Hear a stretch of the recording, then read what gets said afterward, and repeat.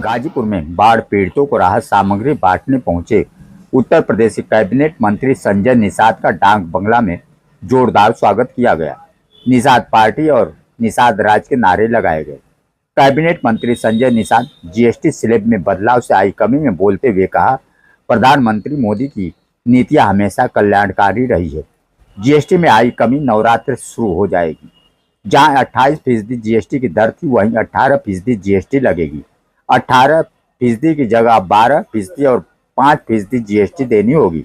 इससे रोजमर्रा की उपयोगी वस्तुएं सस्ती होंगी।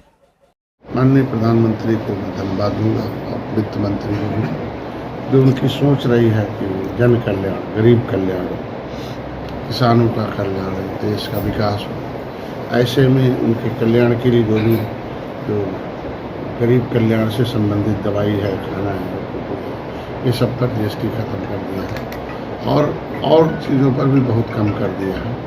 और जो वैभवशाली हैं, जो आलीशान या लोगों को ऐशो आराम की चीज़ें हैं, जो संविधान की जो आत्मा है, जिसमें है कि बड़े लोग जो है देश में बड़प्पन दिखाएंगे और टैक्स चुकाएंगे और उसके पैसे से गरीबों का कल्याण किया जाएगा और गरीबों को विकास की धारा में लाया जाएगा। संविधान सभा में आवाज़ उठी थी कि जो बड़े व्यापारी होंगे, बड़े जो लोग होंगे, वो जो भी स्रोत होगा उसमें कुछ पैसा आया टैक्स देंगे और उससे लोगों को जो निचले पावदान को गरीब लोग हैं उनके बच्चों को शिक्षा, स्वास्थ्य, रोजगार दिया जाएगा। तो ऐसी स्थितियों में उन्होंने आज परिकल्पना को पूरा किया कि कम से कम जो रोज़मर्रा की चीज़ें हैं, जैसे आम गरीब आदमी के लिए खाने पीने दवा का उसे फ्री कर दिया और बाकी पर कुछ अगर टैक्स बढ़ा है तो वो उसमें है कि जो दे सकते हैं। जो हाल के में जब संविधान बना था तो उसमें परिकल्पना भी की गई थी और कुछ पर तो स्लैब कर दिया कि